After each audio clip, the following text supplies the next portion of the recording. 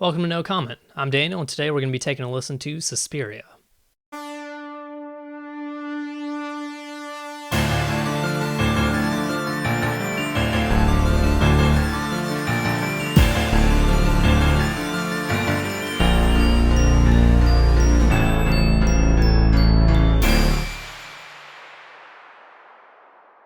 Beginning in the 60s, giallo films started becoming quite popular in Italy. Giallo, being Italian for yellow, refers to old mystery books with an easily identifiable yellow spine. If you're new to giallo, it's basically highly stylized Italian murder mystery, and is largely seen as a precursor to what would become the American slashers in the 80s. Influential directors of gialli include Mario Bava, Lucio Fulci, and Dario Argento, whose 1977 film Suspiria is what we'll be looking at today. Not its 2018 remake, although I'd like to look at Tom York's score for that as well. It's debated whether Suspiria is a true giallo or not because of its emphasis on the supernatural and its lack of a procedural mystery. However, most fans can at least agree that it's a great movie with stunning visuals and a fantastic score. Dario Argento hired Goblin, then known as Cherry 5, to write the official score for his upcoming film Profondo Rosso. They wrote some new material as well as reworking some themes from the original composer, Giorgio Gasolini, whom Argento had worked with on a previous film, The 5 Days. Argento worked closely with the band members to make sure the music was sufficiently creepy, and he would play it at full blast on the set to unnerve the actors before shooting. Different iterations of Goblin worked with Argento on many of his films to follow. Band leader, keyboardist, and primary songwriter Claudio Simonetti is the only member consistent through all of their soundtracks, some of which are credited solely to him.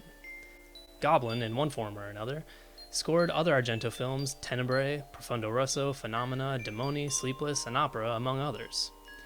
They also provided reused material for the European release of George A. Romero's Dawn of the Dead. Many fans, and Goblin themselves, consider Suspiria their masterwork. The title track is immediately unnerving just in its use of instrumentation. Layers of instruments are added in one at a time, but the theme begins with a claustrophobic melody in D minor played first on Celeste and bells giving it a music box-like quality. Music boxes are inherently creepy to us. The idea of that kind of innocence being corrupted by an evil we can't understand is terrifying. It often acts as a warning. Its use as a musical jack-in-the-box has us ready to jump at the inevitable scares that follow. The term Suspiria translates to sighs or whispers, which Claudio Simonetti uses to great effect. As if the music box wasn't creepy enough on its own, Simonetti himself begins whispering the main theme like it's some kind of demented lullaby, which soon devolves into whispering angry gibberish like it's a foreign language of some ancient civilization we have yet to discover. Kind of like witches. The next instrument added is a bouzouki, a sort of Greek mandolin used here specifically to reflect Mother Marcos's Greek heritage. Although it mostly just plays variations on D minor and G minor, it adds to the overall foreign sound just by being an unconventional instrument. The song continues with the addition of the iconic sound played by the percussive Indian tabla and Simonetti's mini-moog. It continues to build with the main theme being played by different synthesizers and more instruments being added in like guitar and organ to fill out the sound. About 2.5 minutes in, we get a kind of teleportation sound that takes us to a whole new genre. Suddenly it feels like we're in 6/8 time, a driving bass riff and big chords on the organ. There are two guitar parts, a mid-range playing syncopated quarter notes, and a higher lead guitar with delay playing seemingly random scrapes and quick slides. Claudio Simonetti again begins whispering the word witch, but somehow even angrier. We then hear the synthesized main theme. First we hear it accented as if it were in 6/8 along with the bass and the drums, and then we hear it accented as if it's in 4/4 along with the syncopated guitar. That's when you kind of have the realization that we never left 4/4. We've been in 4/4 all along. The mid-range guitar wasn't syncopated. It was just the only instrument who was actually playing on the beat.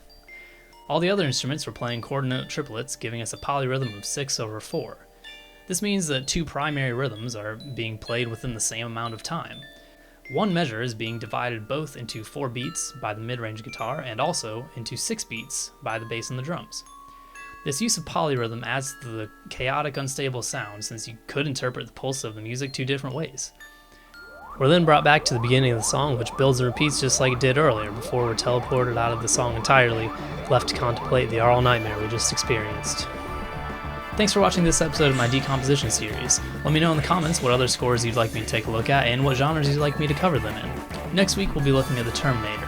For now, Here's what Suspiria could have sounded like if it took place at Hogwarts.